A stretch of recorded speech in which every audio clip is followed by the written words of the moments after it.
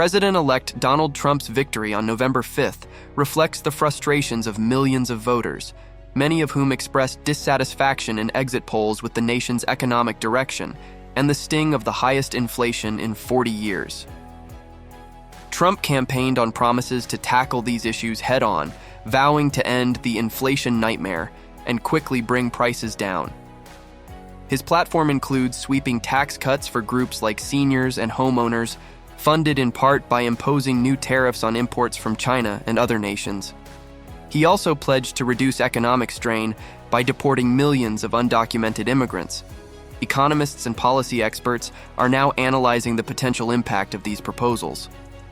Wall Street responded positively, with the S&P 500 climbing 2.2% on Wednesday in anticipation of policies that could stimulate corporate growth. However, some experts caution that Trump's plans, particularly those involving tariffs and immigration, could unintentionally push inflation higher, undermining relief for consumers. "The devil will be in the details," said Ed Mills, a Washington policy analyst at Raymond James, who warned that Trump's tax, trade, and tariff policies might spark a second wave of inflation. Trump's economic agenda has sparked debate about its long-term impact.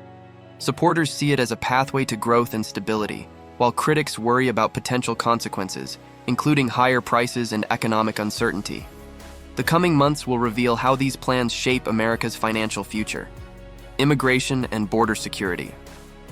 Immigration and border security were key themes in Donald Trump's campaign, continuing his long-standing focus on the issue. His Agenda 47 plan, named for his goal to become the 47th U.S. president, labels undocumented immigration as an invasion and prioritizes closing the nation's borders and deporting the approximately 11 million undocumented migrants currently in the U.S. The American Immigration Council, a nonpartisan organization, estimates that executing a mass deportation of this scale would cost at least $315 billion. This figure accounts for expenses like arrests, detention, legal processes, removals, and the economic impact of their absence. A scaled-down version, deporting 1 million migrants in a year, is projected to cost $88 million. Vice President-elect J.D. Vance has stated that such a target could be achieved in the first year of a Trump administration. Trump has also proposed using the Alien Enemies Act of 1798 to facilitate deportations. However, this law can only be applied during active conflict with a migrant's country of origin, and legal experts, including the Brennan Center for Justice, suggest courts might block its use during peacetime. Critics argue that these measures could strain federal resources, disrupt industries reliant on immigrant labor, and lead to legal challenges. Proponents, however, see them as essential steps to enforcing immigration laws and protecting national sovereignty. The economic and social impacts of such policies are likely to remain a contentious issue in the political debate.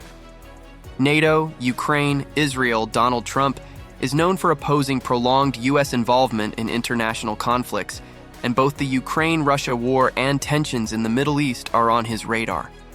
Before the election, Trump claimed he could end the war in Ukraine within 24 hours.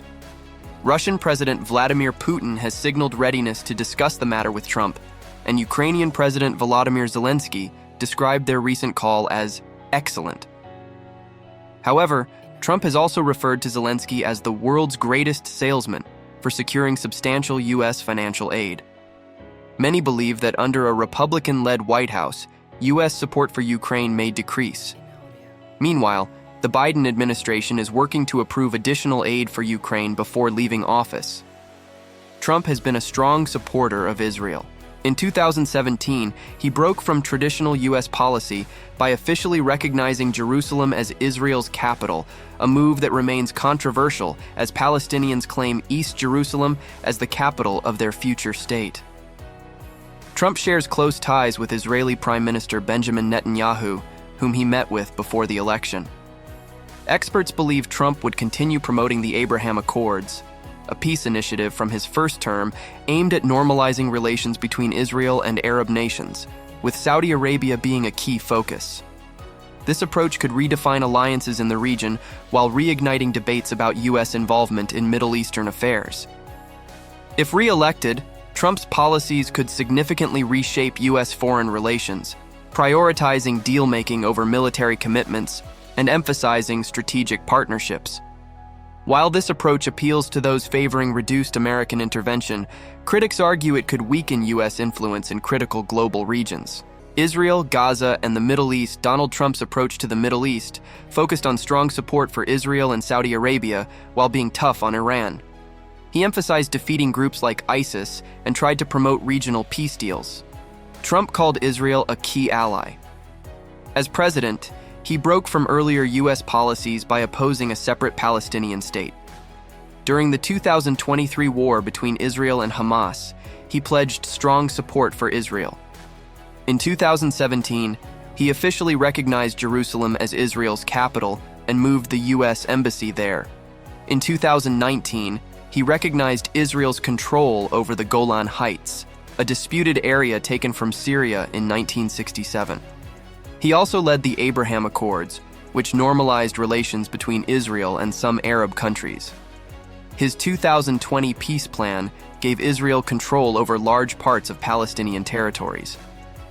Trump maintained a close relationship with Saudi Arabia, selling them weapons and supporting their leadership, especially Crown Prince Mohammed bin Salman.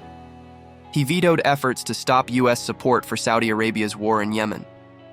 He used this relationship to influence oil production, even threatening to reduce military aid to Saudi Arabia during the pandemic.